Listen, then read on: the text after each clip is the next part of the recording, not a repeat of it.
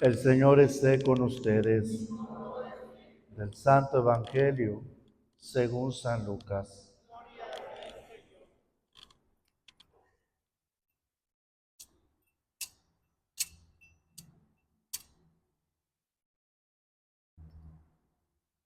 En aquel tiempo, Jesús dijo a sus discípulos: amen a sus enemigos, hagan el bien a los que los aborrecen, bendigan a quienes los maldicen y oren por quienes los difaman. Al que te golpee en una mejilla, preséntale la otra. Al que te quite el manto, déjalo llevarse también la túnica. Al que te pide, dale. Al que se lleve lo tuyo, no se lo reclames. Traten a los demás como quieran que los traten a ustedes. Porque si solo aman a los que los aman, ¿qué hacen de extraordinario? También los pecadores aman a quienes los aman. Si hacen el bien solo a los que les hacen el bien, ¿qué hacen de extraordinario?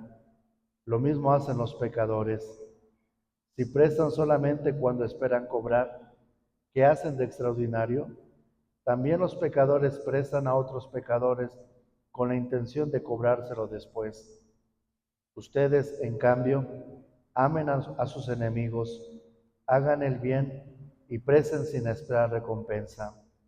Así tendrán un gran premio y serán hijos del Altísimo, porque Él es bueno hasta con los malos y los ingratos. Sean misericordiosos como su Padre es misericordioso. No juzguen y no serán juzgados. No condenen y no serán condenados.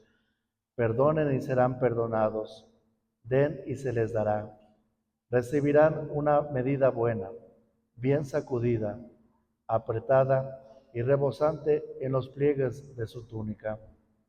Porque con la misma medida con que midan serán medidos. Palabra del Señor. Tomen asiento, por favor.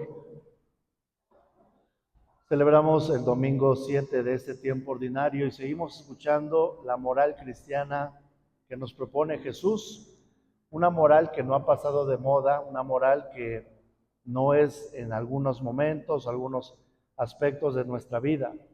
Si queremos alcanzar la vida eterna, tenemos que vivir esto que nos propone Jesús.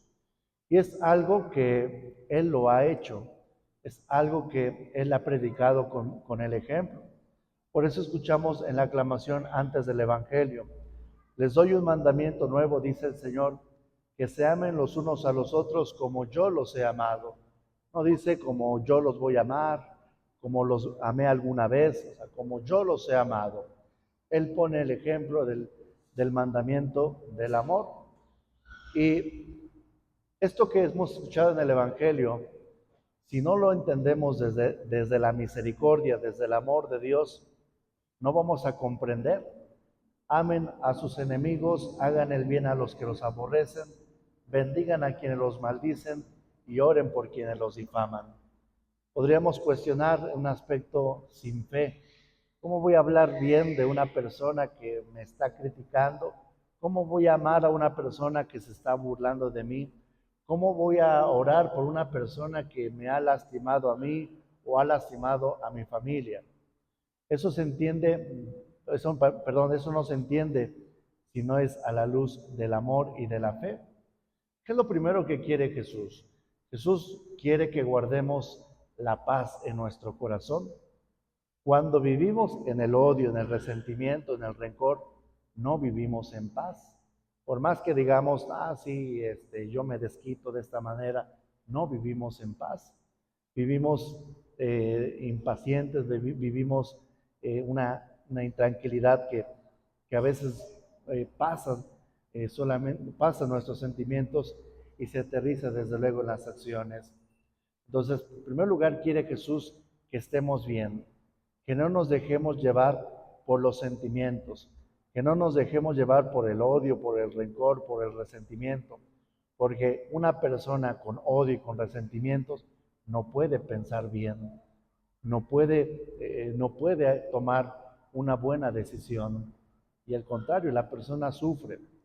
Yo lo he escuchado en el confesionario, gente que dice: Padre, yo guardo rencor a esta persona, ¿no? Y la odio, y cada vez que me acuerdo, cada vez que me imagino, me da un coraje, ¿no? Y a veces hasta me desquito con mi familia del coraje que tengo, ¿no? Entonces la primera intención de Jesús es que estemos en paz, que estemos tranquilos. Una vez que estamos tranquilos, ahora sí podemos pensar, ahora sí podemos tomar las mejores decisiones. Jesús quiere que experimentemos la misericordia. A veces entendemos la misericordia como un borrón y cuenta nueva, ¿no? Te perdono, aunque yo me trague mi coraje, aunque yo me trague pues este rencor y después me duela el estómago, me duela la cabeza, porque me quedé con ese resentimiento. No, Jesús no quiere eso. Jesús quiere que experimentemos la misericordia. Una de las traducciones de la misericordia, sobre todo del hebreo, se traduce como entrañas o como vientre. ¿Qué es la misericordia? Es un volver a nacer, un volver a experimentar el vientre, un volver a nacer. Por eso Jesús, aquí en las imágenes, pues lo ponen así como muy decente, como muy bonito, ¿no? Ese lienzo que tapa a nuestro Señor Jesucristo, le ponen hasta unos pliegues, un listoncito doradito y todo, pero si nosotros nos vamos a la realidad, los romanos eran los más sanguinarios que existían en ese tiempo, ¿no? Yo no me quiero imaginar a un soldado romano que dijera, ay, bueno, lo vamos a cubrir pues para que no cause pena o vergüenza, ¿no? Jesús estuvo en la cruz desnudo. Jesús estuvo desnudo. ¿Por qué? Por dos sentidos. La primera, porque los romanos eran los más sanguinarios, era el castigo peor. Y el segundo, porque es un nacer a la vida eterna. ¿Cómo nacemos? Nacemos desnudos, ¿no? Hasta ahorita yo no he escuchado que alguien me dijera, padre, yo nací con ropa de tal marca o tal. No, todos nacimos desnudos, ¿no? Incluso está el refrán, ¿no? Como Dios nos trajo al mundo. Entonces, para poder nacer hay que desnudarnos, pero que no se malinterprete esto, ¿no? No se refiere a quitarte la ropa, sino más bien quitarte todo aquello que no te va a permitir nacer a la vida eterna. Podemos poner muchos ejemplos, ¿no? ¿Cuántos de nosotros nos sentimos más porque tenemos algo de cierta marca, algo de cierto estatus, porque sentimos que sabemos más y por eso nos sentimos más? Hay que desnudarnos de esas actitudes, de esas mentalidades para poder nacer. Entonces, regresando, haciendo clic con lo que estábamos diciendo, ¿no? Jesús quiere que experimentemos la misericordia. La misericordia que es un volver a nacer. Es como cuando el celular está ahí, se está trabando, ¿qué es lo que hacemos, no? Lo reiniciamos. Cuando la computadora ya nomás no jala, ya nos desesperamos, la reiniciamos, ¿no? Y el reiniciar, desde luego, es volver a empezar para poder trabajar. Entonces, qué es lo que nos propone la misericordia? Un volver a nacer. Cuando nacemos, no nacemos con los sentimientos de odio, de rencor, de envidia, ¿no? Esos sentimientos los vamos adquiriendo poco a poco, conforme vamos creciendo, vamos teniendo la experiencia de la vida. Pero un bebé no tiene esos sentimientos malos. Entonces, ¿qué es la misericordia? Un volver a nacer, un volver a experimentar, pues esos buenos sentimientos, ¿no? Que experimenta un bebé, de ternura, de amor, de simpatía, de empatía, etcétera. Por eso Jesús nos propone, ¿no? Traten a los demás como quieren que los traten a ustedes. La violencia genera más violencia. Hoy nuestras familias se ven muy lastimadas por la violencia, no solamente por la violencia física, que es algo ya muy delicado. Yo podría decir también hay otras clases de violencia que a veces las minimizamos, como la violencia psicológica, como la violencia verbal. A veces minimizamos esas violencias. Trabajando en el tribunal eclesiástico, cuando nos toca ver los casos, ¿no? Los motivos de nulidad, al menos yo cuando hago las entrevistas, yo no parto desde que se casaron hacia adelante, ¿no? Para mí eso no es importante, ¿no? Aunque hay hechos, aunque hay problemas, aunque hay situaciones, pero para mí eso no es importante. Yo me voy a la infancia de cada uno de los esposos, ¿no? En qué ambiente se fueron desenvolviendo, ¿Cuál es el concepto de familia en cual ellos crecieron, ¿no? ¿Cuál fue la violencia que ellos experimentaron, ¿no? Y ya cuando veo las consecuencias, digo, pues sí, esta persona tiene esas consecuencias porque desde el seno materno experimentaron todas estas cosas. Entonces, ¿cuántos de nosotros no nos damos cuenta de eso, no? Pensamos que la única violencia es la física y como yo no agredo a mi familia, pues entonces estoy bien, ¿no? Pero a veces es más fuerte la violencia psicológica y la violencia verbal. ¿Cuánto nos puede durar un moretón en la cara? ¿Cuánto nos puede durar? Unos 10 días, 15 días y no más, ¿no? ¿Cuánto nos puede durar el que un ser querido te diga algo, ¿no? Te ofenda algo, ¿no? Te lastime, ¿no? Incluso toda la vida. ¿Cuántos de nosotros vivimos así, lastimados, ¿no? Porque hemos sido heridos de una u otra manera. Por eso Jesús nos propone esto. Primero, la tranquilidad. Si tú experimentas la paz, vas a poder pensar bien, vas a poder medir las consecuencias. Y si tú mides las consecuencias, no vas a lastimar a los demás, porque te vas a dar cuenta que esto puede tener consecuencias muy graves, puede tener consecuencias muy dolorosas. Y dice, ustedes en cambio, o sea, eso lo hacen los paganos, eso lo hacen la gente que no tiene fe. Ustedes en cambio, amen a sus enemigos, hagan el bien, presten sin esperar recompensa. Amar en el sentido bíblico no es, ay, te quiero mucho, te amo mucho, ven, te voy a dar un abrazo. No, amar en el sentido bíblico es hacer el bien. Entonces, ¿cuál es el principio evangélico? Tú debes de vivir en la bondad, tú debes de vivir en la verdad, sea quien sea. El cristiano es el que vive en la verdad. El cristiano no anda diciendo, bueno, vivo en la verdad aquí, aquí no, aquí depende. No, el cristiano vive en la verdad. Hay un refrán que dice, haz el bien y no mires a quién. Un refrán que parte también de un principio evangélico. El cristiano en todo momento tiene que vivir en la verdad. Y la verdad nos va a dar satisfacción y la verdad nos va a dar paz. Y dice, no juzguen y no serán juzgados. No condenen y no serán condenados. Hay una persona que es una persona que es la que juzga y la que condena, y no es Dios, es el demonio. El trabajo del demonio es condenar. El trabajo del demonio es juzgar. Ese es el trabajo del demonio. Dios no nos juzga, lo escuchamos en el Salmo que hemos proclamado, ¿no? El Señor es compasivo y misericordioso, lento para enojarse y generoso para perdonar. No nos trata como merecen nuestras culpas, ni nos paga según nuestros pecados. Qué bueno que Dios no es justo como la justicia que a veces queremos, ¿no? A veces me dice la gente, Padre, ¿por qué Dios no castiga a los que se portan mal, ¿no? A los que cometen cosas graves, cometen delitos, ¿no?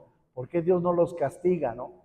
Qué bueno que Dios no piensa de esa manera, porque si Dios pensara que al primer error, al primer pecado, estarías condenado, ¿cuántos de nosotros ya estaríamos condenados? ¿Cuántos de nosotros ya estaríamos en la oportunidad de la vida eterna? Entonces, Dios no es así, Dios no condena. ¿Quién es el que condena? Condena el demonio. Y el demonio es una persona astuta, una persona inteligente, que cada uno de nosotros nos va a presentar diferentes tentaciones. No a todos les va a presentar la tentación del adulterio. No a todos les va a presentar la tentación de un vicio. No a todos nos va a presentar la tentación de la mentira. El demonio presenta tentaciones de manera distinta, ¿no? A algunos les puede presentar la tentación de un vicio. Pero como tú eres una persona buena, como tú eres una persona que no cae en el vicio, a ti no te va a presentar esa tentación. La tentación que te va a presentar es eso, que tú te sientas mejor y que puedas condenar a la otra persona y que la puedas criticar. Ahora bien, estamos acostumbrados a ver pecados grandes y pecados pequeños. No existen los pecados grandes y los pecados pequeños, ¿no? A veces los confundimos con los pecados veniales y mortales. Los pecados veniales, desde luego, carecen de pleno conocimiento o pleno consentimiento o materia grave.